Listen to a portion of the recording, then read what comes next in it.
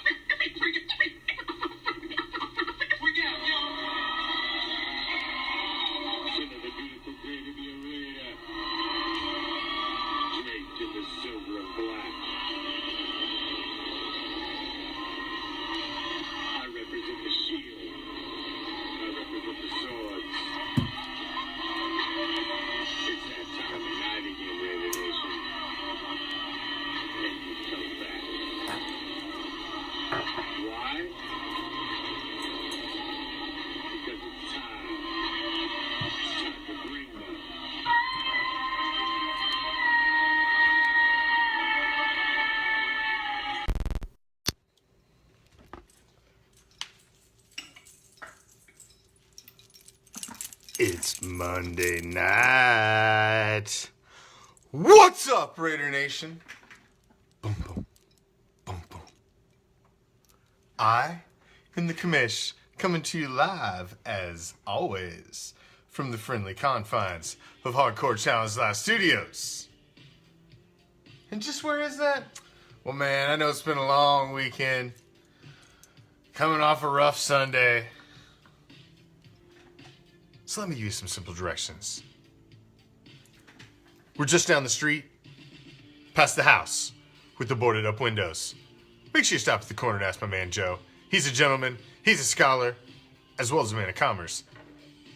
Slip in what you should, and he's gonna point you in the right direction. He's gonna tell you to take a left, and then a right, as you find yourself strolling down the damn street, minding your own goddamn business. You'll pass a deep, dark alley to your immediate right.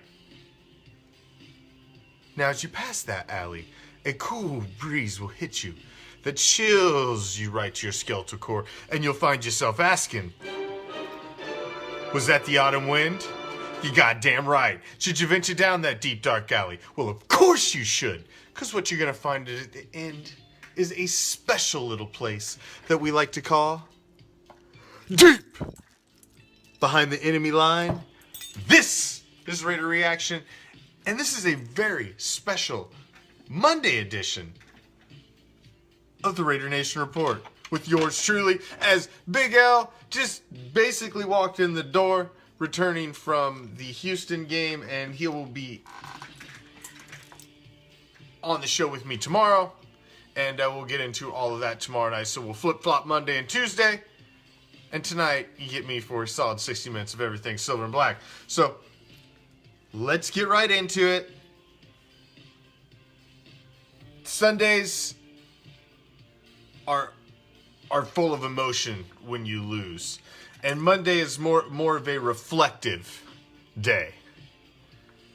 You analyze it a little more. The burn is kind of gone a little bit, at least the raw emotional burn, and now you analyze it for what it is. And even last night, I was really able to analyze, and I had already basically broke that game down and processed it damn near before the final fucking whistle blown, and was already moving on to the Lions psychologically for myself. Here's what I look at going forward. I look at this season now. Yeah, it should be a marathon, but it's not. We've got 9 games left to play. After this next game, we are officially at the halfway point of our season. We'll have 8 games played. But this isn't a marathon to me right now. You have set yourselves up where you are just below 500 after 7 games of the NFL season. You've went through one of the most grueling road stretches ever handed out to a NFL franchise. And you have this chance laid out in front of you. And it's almost laid out where you can now control your own destiny. So it really comes down to a 3-game sprint the way I look at it. With way you've set yourself up in the season. Because if you look at it, you've got the Lions right now at home, coming off of this road stretch, followed right up by division rival, the Chargers, Thursday night.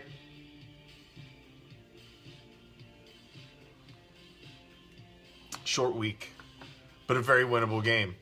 And then right after that, another home game against the Bengals. This week is not a must-win, although it would really suck to lose this one. You really have to win 2 out of these next 3 games to set yourself up at 5-5 with a 6-game season in front of you.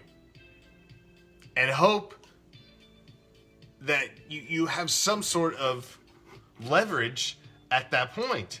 Because when you look, you're sitting right now, you're sitting at teams that are 5-2 and 5-3 are sitting in those wild card spots right now.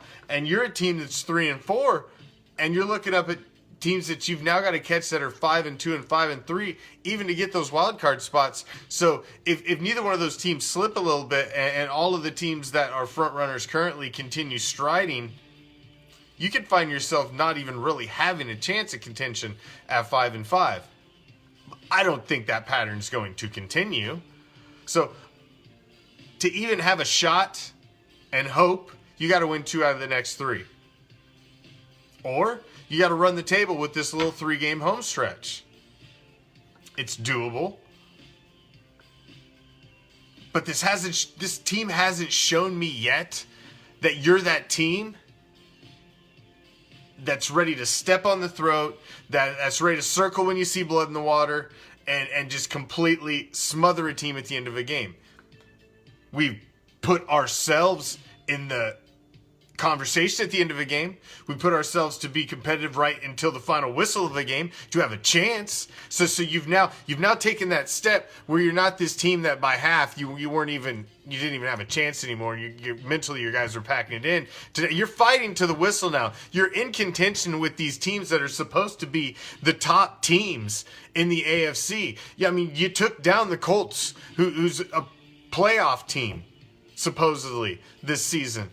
You took Houston you had Houston on the ropes. They were 1 punch away from going out, and you just couldn't land that final punch. And you gotta get that killer mentality. You gotta be able to deliver that knockout blow to step to that next level in the league. And that's right now, that is where this team is at. And this is honestly exactly where I expected this team to be at this point of the season. Coming out of the road stretch, you had to be above water. We are. You had to be in the conversation. We are. We have to be finding our identity. We are. The one thing that this team has, unfortunately, the bad card it's been dealt is the fact it doesn't have a number one fucking wide receiver, which sucks. And the reason we lost this last game, you can pin it as much and anywhere as you want to pin that motherfucker, and I'm going to pin it right here. I'm going to pin it on the fact you didn't have a number one wide receiver, and when you needed to go down the field at the end of the game, when it was clutch, when it was time, when you needed to finish with fucking touchdowns, you didn't have that guy. That doesn't matter. You didn't have that guy that comes in to the huddle and tells you, I'm open. Bro, he's on you. I don't give a fuck. Throw me the ball. I'm open. I'll catch the motherfucker. You don't have that guy that just says, go out there and get me the ball and I'll get fucking open.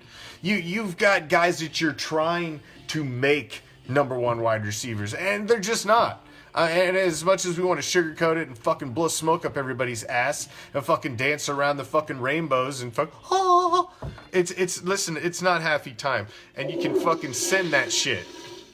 We need a number one wide receiver. Trade deadline is looming.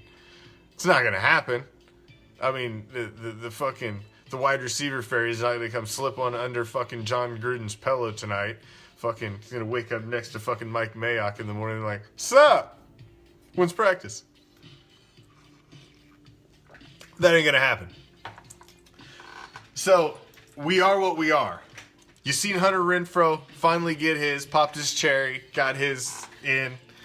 Big play. We've been waiting to see it for, finally. Say the seventh fucking game. He finally gets it. It was nice to see Tyrell Williams get in the end zone again. I like Tyrell Williams, and I don't want any knock to come off on the wide receivers that we have, because I think the wide receivers that we have are talented and they're filling in well. Tyrell Williams is playing almost up to the level of, I would say he's a half of a 1. He's a 2. He's a solid 2. I'd say he's a A+2. He'd be great if you had a solid number 1 on the other side, which is what was supposed to happen the whole goddamn offseason. I'm not even going to say his fucking name. Somebody else, I think Brian already covered it for me. So, it's not what he was supposed to be. He's had to step up and try to be that guy. And he should have made the play, man. NFL wide receiver, if it hits you in the hand, you should have caught it. I'm sorry. I'll say it a million fucking times, because you get paid millions of dollars to do one fucking thing. Let's catch the fucking ball. And if it hits you in the hands, you should have caught it. He's not a legit number 1. There you go. Sebastian's right. He's like a 1.5. He's not quite a number 1, man. He's just not. And so then you got Renfrow, who was supposed to be your new stud 3. He's playing up half the time. You brought in the new guy, Jones. He did okay. He got a little bit of action in. But you got everybody just kind of shifted around and off the tier that they should be playing on. Because if you stuck a number 1 in there, and then now all these guys drop back a peg to where they're supposed to be. Now look at all the depth you got at the bottom end. Then look at all the depth you got at the bottom end. Now you got an Aitman in there. Now you got a Doss. Now you got these other guys that you can start throwing in the mix.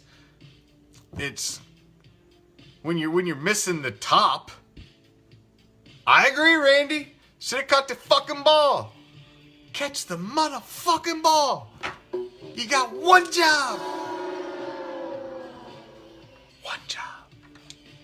Catch the fucking ball.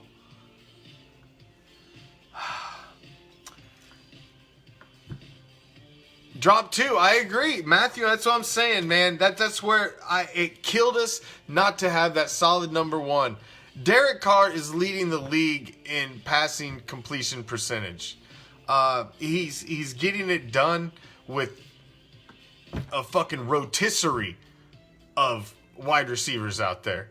He's like, his wide receivers are like fucking hot dogs on one of them stupid ass carousels at a fucking 7-Eleven.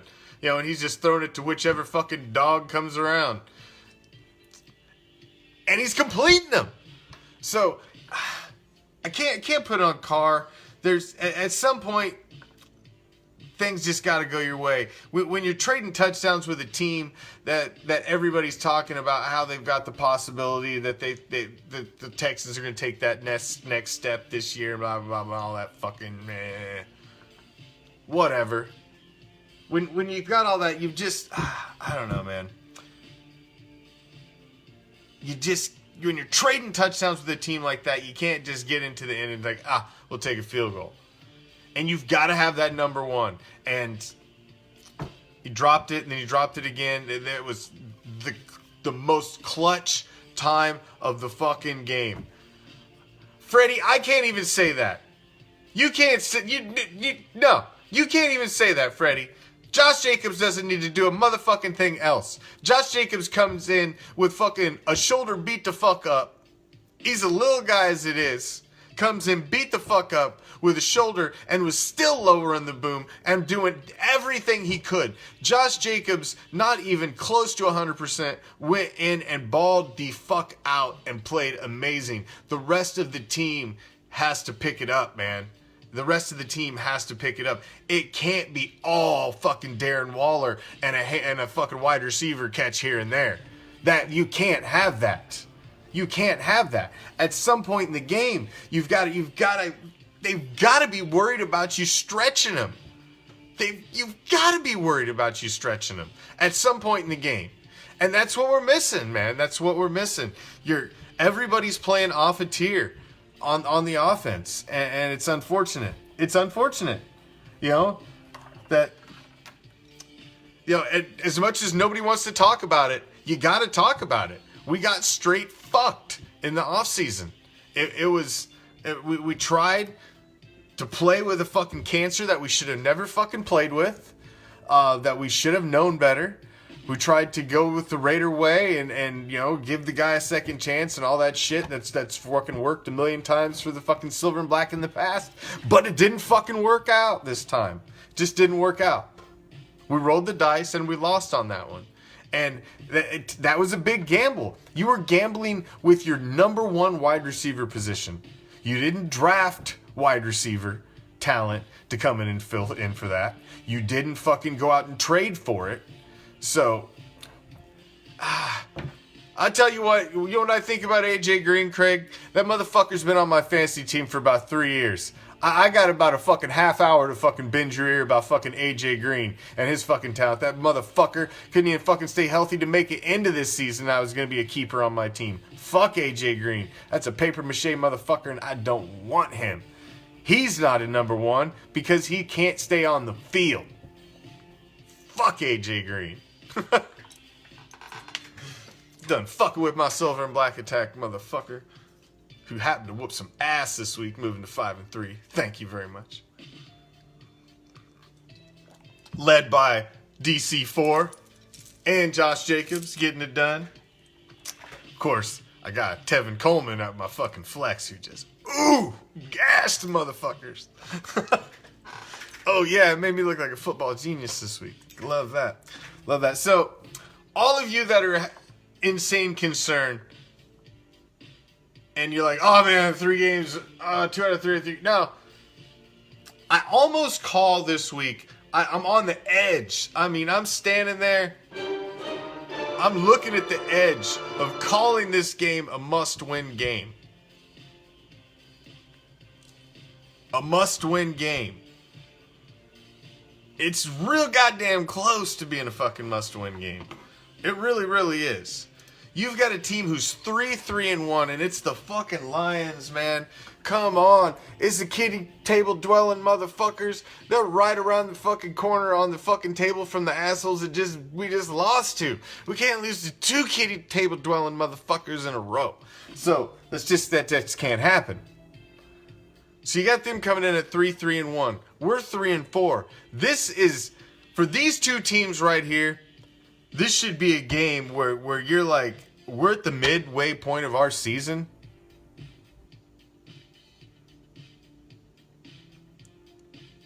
And we've got to make a fucking statement right now. We've been up and down, trying to gain our identity. Well, now's the time. Now's the time. You've really got to make a stand.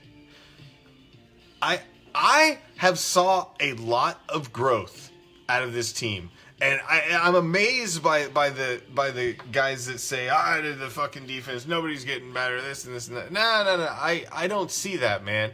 I see young guys getting to the quarterback. I see us putting, we had Deshaun Watson rattled at points in that game. We were getting to him, and he's a mobile quarterback. At times in the second half, they had to start rolling him out and bootlegging him to just get him away from our pass rush at times. And it was starting to work against us, which was unfortunate. But they were having to do things and make adjustments to what we were doing on defense. So for people to say, I don't see any growth, I'm like, do you not see Josh Jacobs? Do you not see what Waller's doing on the offense? Do you not see Carr's completion percentage, how efficient this offense has been?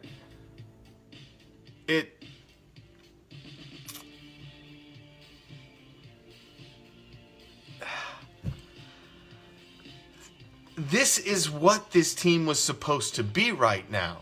This is a 500 team. This is what this team was supposed to be, around 500 about the middle of the season.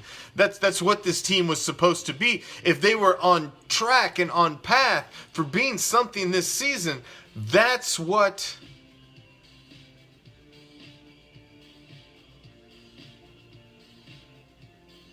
you should be doing.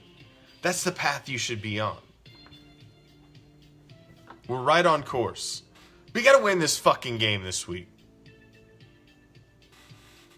You got to win the fucking game this week. You're home. Your fans have not seen you on the soil since there was a fucking baseball field on it for the last time ever. That's how long ago it's been. So you owe them something. This is just one of those games where you make a statement. It's been about 3 weeks now that the Raiders have been on the tips of the tongue of all of your fucking pundits, all of your talking heads on your Sunday mornings and your fantasy football shows and your fucking NFL Network All Access. About the last 3 weeks now, they've been wanting and dying to throw the Raiders in the mix as a team that's in contention for 2019. They're just dying to fucking do it. But the thing is we're right there, and we just don't quite finish. The Texans did not win that game yesterday. We lost that game. They didn't beat us. We lost. The difference? We didn't deliver the knockout blow when we should have. They were done. They were on the ropes. They were beaten.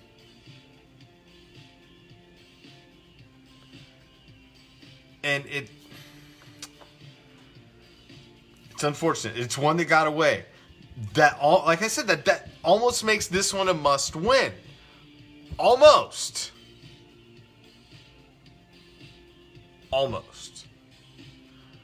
Next 3 games, you got to win 2 out of 3. You can't go into staring at the last 6 games of the season, anything less than 5-5 to even have a shot at this season. So it's 2 out of 3 over this 3-game home stretch.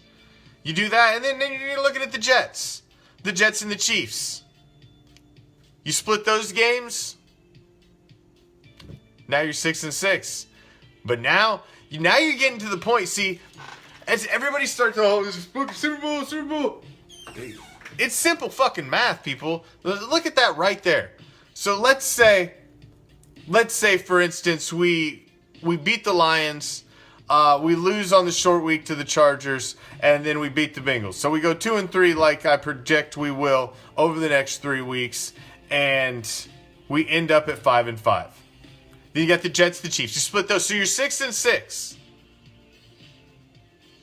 6-6.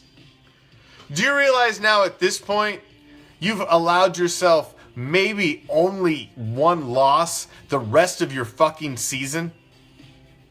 Period. 1 loss. And that might not even get you in the playoffs if you take that one loss.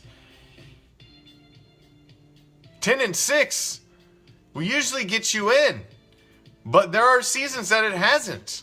When you're sitting at a wild card.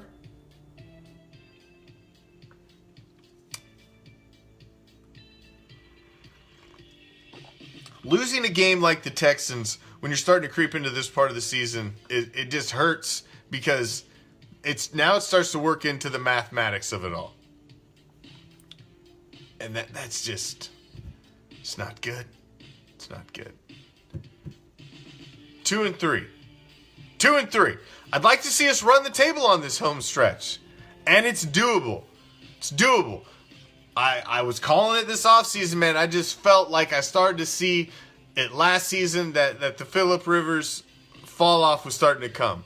And you seen it. They got fucking goddamn lucky this week. And they'll be coming in on we get them coming off we got a short week that week. And it is what it is. You know, fuck it. Who gives a shit?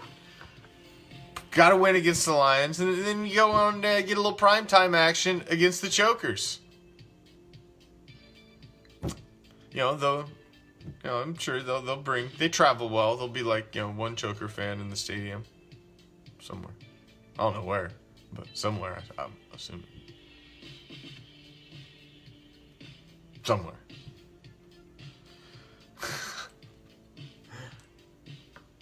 And then the Bengals, man. The Bengals are terrible. Andy Dalton has no weapons.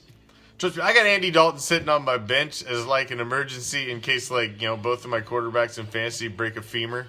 I've got Andy Dalton sitting down there. I did use him, actually, and he did well. 1 week in garbage time. The 1 week I needed him to get me past the bye, he did okay. So I've got him sitting down there. So trust me, I've been watching Andy Dalton. And Andy Dalton has nobody to throw the fucking ball to at all. Period. The only thing he had left, AJ Green didn't even make it into the season. Ross went down. He's got nobody. So, I don't know how many tickets they're going to need for when the Bengals fly out, but probably not a lot. They're just like, hey, man, can you, play both ways? Because, we got nobody.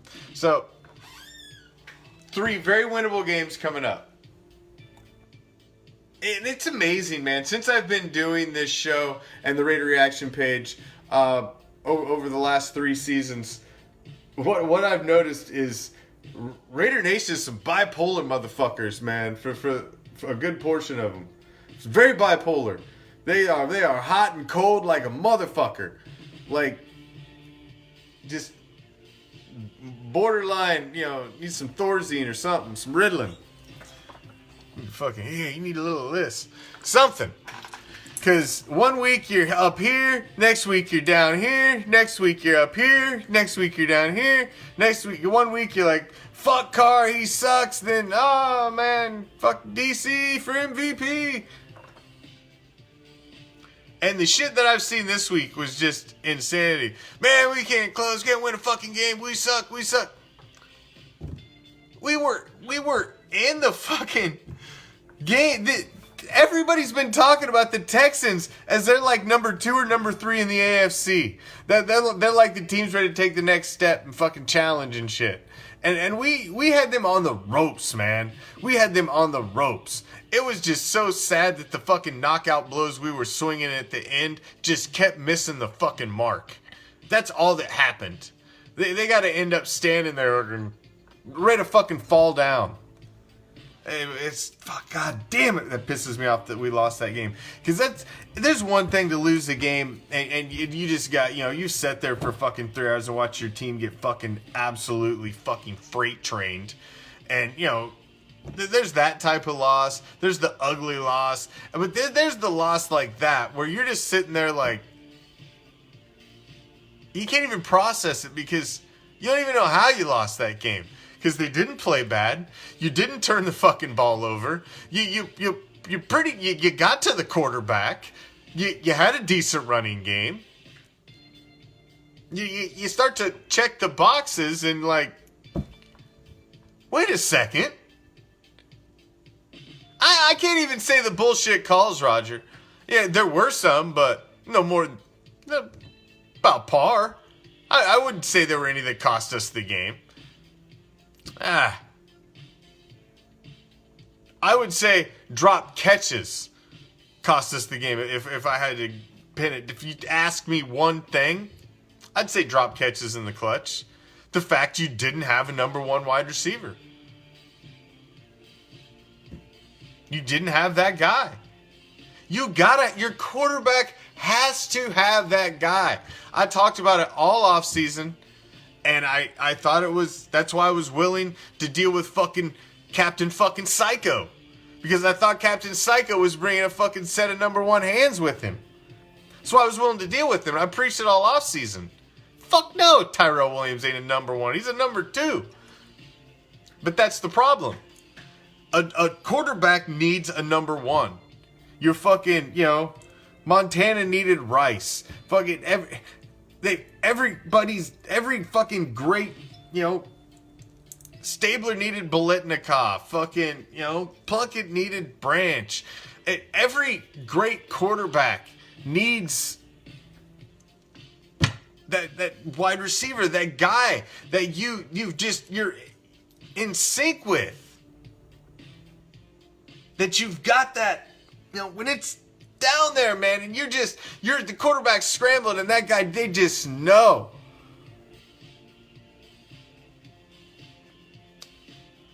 He's playing in the number one. Yes, Mike, he's playing in the number one, but he's not a number one. He's not a number one wide receiver. You wouldn't go out and draft him to be your number one wide receiver.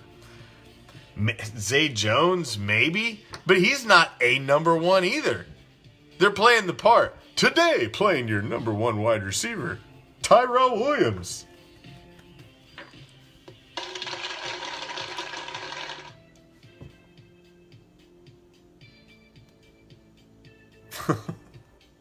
I know you do.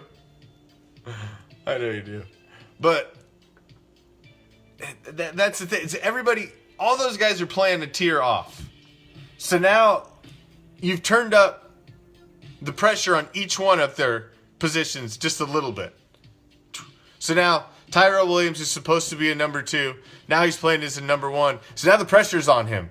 Now he's got number one pressure. He's playing against the best corner. He's now got to run the number routes of a number one. You've got your number three now having to step up to be a number two.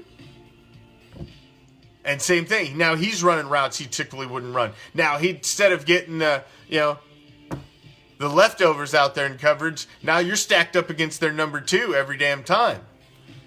Now your slot, who's just, that's all he's supposed to be now, he's fucking playing out of position, playing, really not sized for what he's trying to do. And so on. And so you get your tight end who you're leaning on too goddamn much. Waller's killing it. That's great. I had an awesome interview with Jared Cook in the Pro Bowl last year. It's fucking great. Nice guy. I would like somebody else to be in the Pro Bowl this year besides our tight end, because it's the only motherfucker we throw the ball to.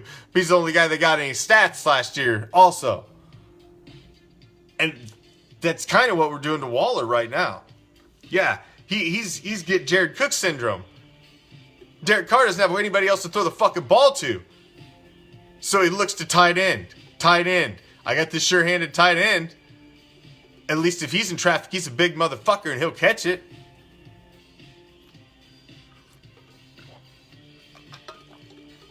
So you start to get that happening. It is almost the same, Mike. It's very identical. Because we had the same problem last year. When you got rid of fucking Captain Stonehands, sent him to the fucking, the Cowgirls. You got rid of him. There went your number one. You didn't really have a number one then anymore at that point. Because now you've given up that number one. And pretty much delegated yourself. So basically the same thing had happened last year. So that's what happened. He started going to high percentage throws to the tight end. And that's great. Looks fabulous on the stat sheet. But that doesn't get you first downs. That doesn't win you games. That doesn't make you a dynamic offense.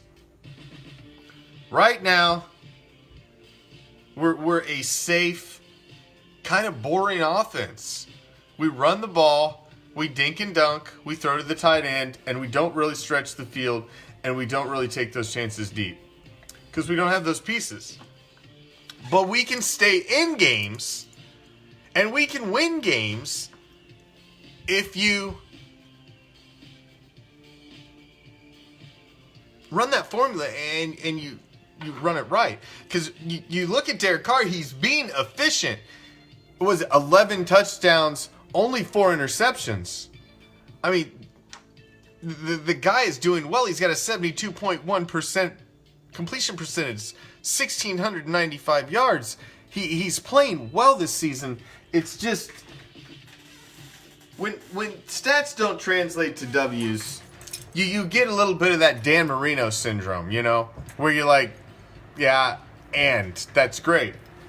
You know, show me a ring, show me some hardware, show me something.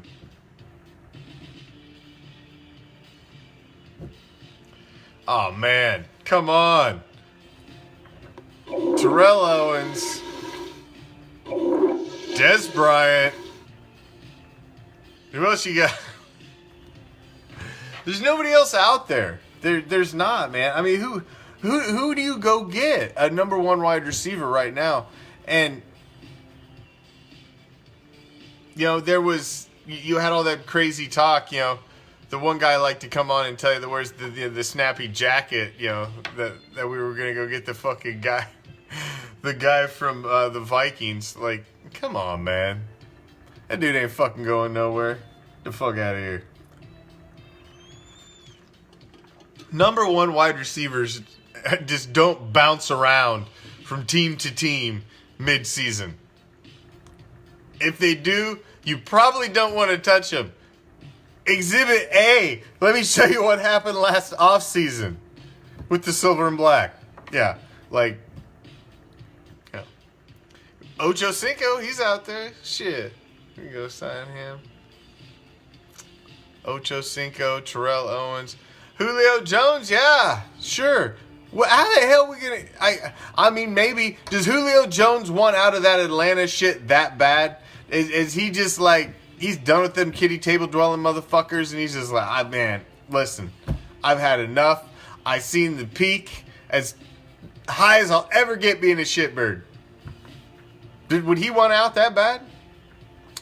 Now, Manuel, I think they should have played Doss. What was he gonna do? I'm curious. Now, I agree. They should get a little more action because fucking why not? But you're trying to win the game. You're trying to win the fucking game. So are you going to go with your least talented wide receiver or the most talented wide receiver on the field?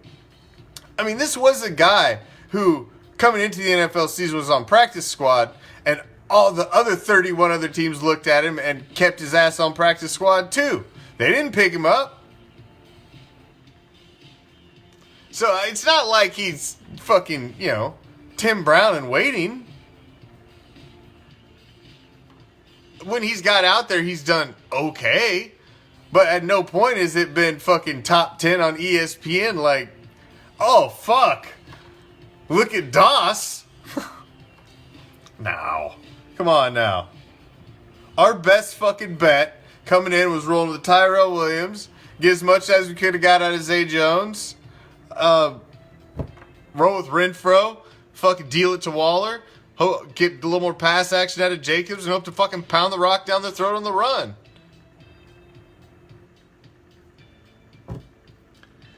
Oh, he could have caught 2 passes. I don't know about that, man. And what pressure? Exhibit A.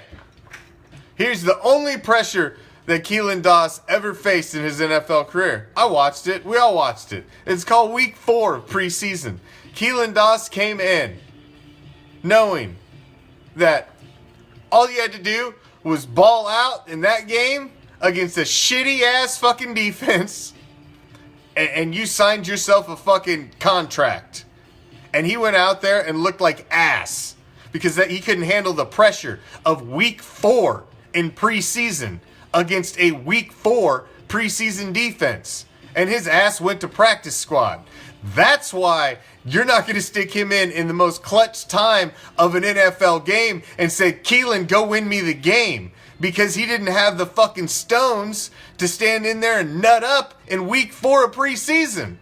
So, I mean, it's one thing that these guys look really cute on Hard Knocks and catch the ball. And man, did you see that catch on the fucking sideline with no pads on and shorts and nobody playing defense on him. Yeah, he looked great. There's a difference between that and being out there under the fucking lights with fucking 60,000 fucking people screaming and the entire game's on your ass. There's a difference. There's only a certain type of man that can even pull that off. Most wilt under that kind of pressure. He's not ready for that. He's not ready for that. Hopefully someday. He's a good story and he's a talent, but he's a guy he's at the bottom of your depth chart. He's nowhere near the top. He's nowhere near the top. But we did the best we could do. We're trying to. I mean, we're coming in every week showing our fucking hand. Like, hey, guess what? We don't have a number 1 wide receiver. We're not even faking the funk that he's injured. We don't even have one on the roster. We ain't got one in stable. Period. So get ready. We're going to use all these guys, and you don't know how we're going to use them. Get ready. That's what we're doing. That's what we're doing.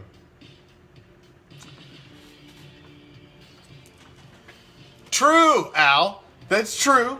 Anybody given the opportunity, yes. But these guys have been given the opportunity. It's not like they're not getting the opportunity. You would see that guy doing that in practice. It's not just all of a sudden they get out on game day and it's like the fucking, they go to their locker and it's like Clark Kent and Superman. It doesn't work that way. It doesn't work that way. You would see that in preseason. You would see that talent in practice. You wouldn't just see it show up because all of a sudden, oh, it's game day.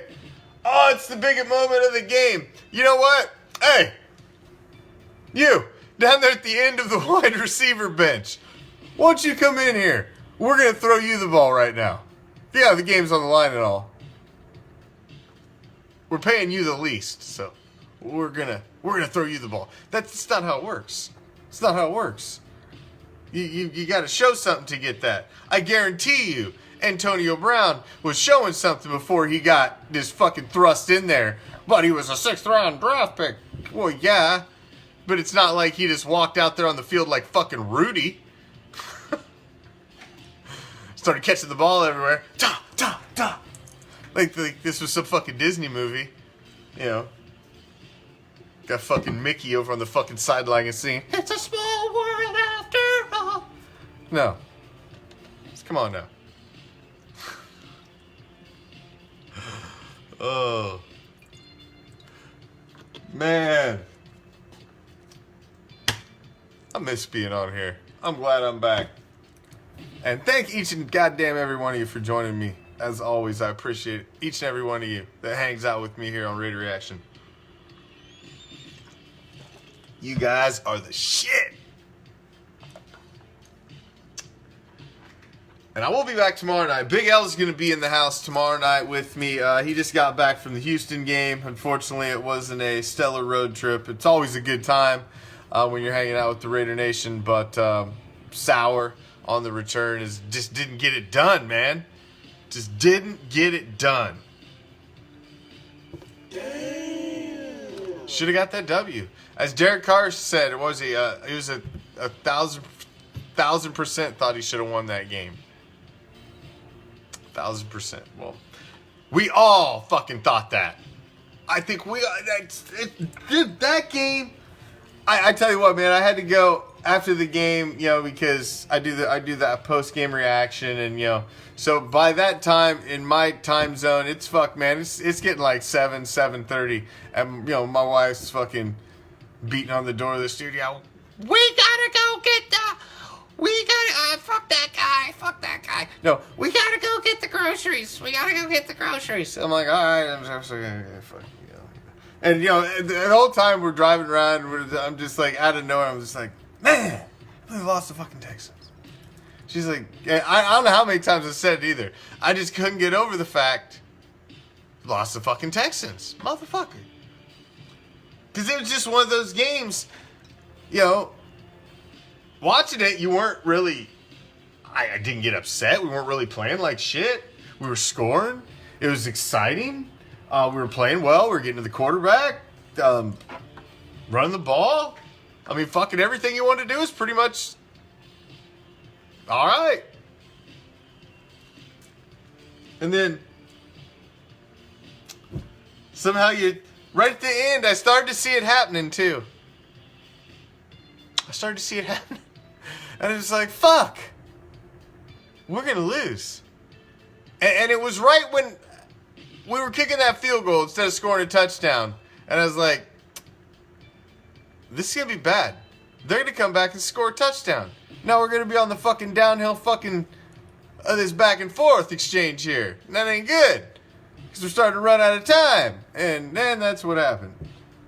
We've seen it far too many times as Raider fans. I mean, you can start to see the tread coming off the tire. You're like, fuck, no, it's not. But shit, yes it is, motherfucker. Again. And it happens.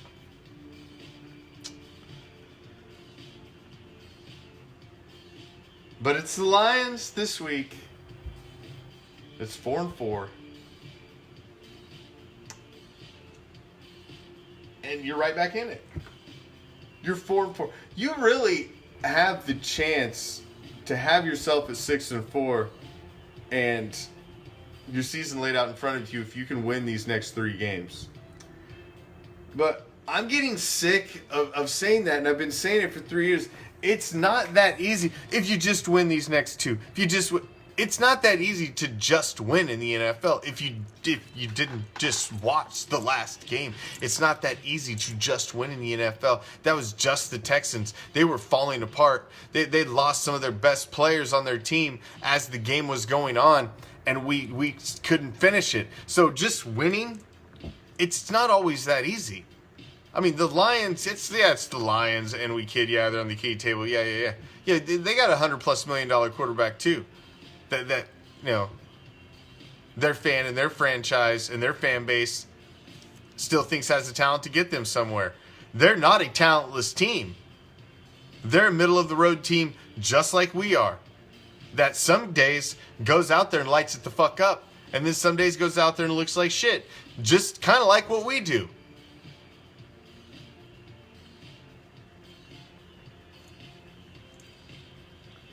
So this is a concerning game.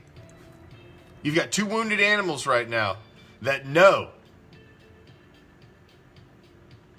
they got to go through the other to get somewhere.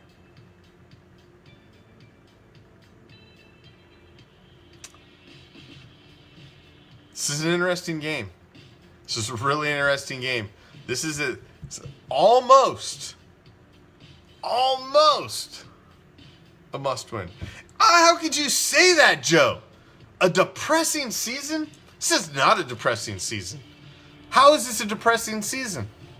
You've got you're watching your young future stud running back grow right in front of you. I don't think this is a depressing season. You're starting to see some life out of the defense. It's amazing how I don't understand what some fans' expectation levels are. For it's week 7 of the NFL season. Your team's 1 game below 500. They literally go home after one of the worst road stretches with the possibility to just win that game and be 4-4. Tomorrow's the trade deadline, Mario. Tomorrow. How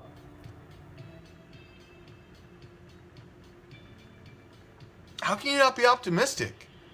I mean, there are teams right now that their fans are sitting looking at their teams that are 2-5. We're not there. It hasn't been that bad of a season. There's been bad points. The Vikings game was the worst, I thought. The Packers game pissed me off because I thought we were trading blows with the Packers, and I thought that fucking bonehead fucking play by DC fucking took momentum out of our hands. I thought it was a stupid play. And you have to understand the scenarios when you're the quarterback of the team. There's no... You can be risky and you can be ballsy when it calls for it. That didn't call for it. You got to understand the scenario. You got to understand the down. You got to understand the situation of the game. Should have never done that. So, but really, the worst game to me was the Vikings. And that's what we said it all along. It's like nobody listened, man. We said it all season. The beginning of the season is tough. If you're in the mix and you can put a run together at the end, you can get into the playoffs. And that's still there. That formula is still fucking there. You win this week, you're 4-4. 4-4. The two teams you're staring out that are holding the wild card right now are the Texans and the Bills. Really fucked up by losing to the Texans because the Texans are probably going to be in the mix at the end of the season.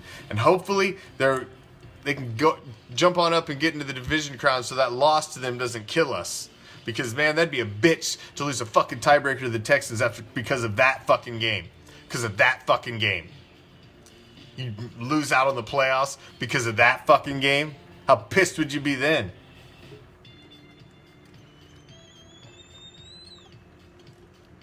It's a distinct possibility. But I would like to start. What? Finish! Yes, thank you. What? Yes, that's what I said. What? I like to wrap up the special little segment that I like to end my solo shows with that I like to call the WTF. Now, as some of you know that follow the page, watch the show, follow us on Instagram, Twitter, follow us on our web page, all that shit. Know that we've been fighting some vicious attacks from the social media police for, I don't know, any number of fucking rules that we broke, bent, shattered, just not even paying any attention to. And over the past month, they have really kicked us in the balls more times than I can count. But we believe we've figured out how to work within the confines of the rules to be able to do what we want to do, bring you what we need to bring you, be who we need to be, grow Raider Reaction as it needs to grow, and live within the confines of their stupid ass fucking rules. So, starting tonight, unless, knock on wood, something stupid happens. Shh. Because there's certain things we can't mention during live shows, certain things we can't advertise during live shows, certain things we can't do or say. What the fuck? So, basically, I just got to come on here and do my show and all that other stuff I got to do on the page. So, or I'll get fucking all locked the fuck up. They've got all kinds of dumbass rules. It's fucking retarded. And we've spent, dude, it is, I have lost more brain cells and more of my mental sanity over the last 3 to 4 weeks trying to figure out how to fucking deal with all this and to continue what I'm doing and not having these fuckers keep fucking us over with what we're trying to do and bring our fucking shit to the Raider Nation and the Raider masses and paint the world silver and black like we've always tried to fucking do and just have somebody constantly in our way when we're not taking nothing from anybody. Well, what are we taking? We're giving it back. So, those of you that have trouble the last couple weeks with the streams, we're getting that taken care of. There was one. There has been one. You just haven't been able to find it. But everything's back to normal starting tonight. And we're just going to keep doing our thing. I've got another page up. Follow the Commish on Facebook as well. Because if something happens on this one, we got another page to bounce to. So we're working things so to make sure we stay around, but we appreciate each and every one of you that has hung around and stayed the course with us. But we got over half a season to get to and go through together. And we're going to be right there with you the extent of the way. Because, my God, I am prepared for an exciting finish. You know, my Raider heartbeat is I'm ready. I'm ready for an exciting finish to this season. I have predicted at the beginning of this season an exciting finish to the end of this season. I believe this team is just, it's growing week to week. And the adversity that you just faced, you had a team, man. You had a team that everybody was telling you, oh, this is a playoff team, Deshaun Watson, blah, blah, blah. You had everybody telling you that. And you had them on the ropes. You had them on the fucking ropes, man. And you didn't finish them. So you got to be pissed this week. And you got to want this one. You got to be happy to be at home. You got to want this one.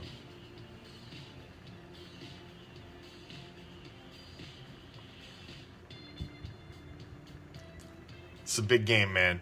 This is a big, big game.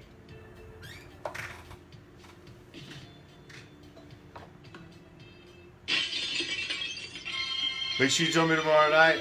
Big L's going to be in the house straight from the Houston game as he was out there to watch our Silver and Black take on the Texans.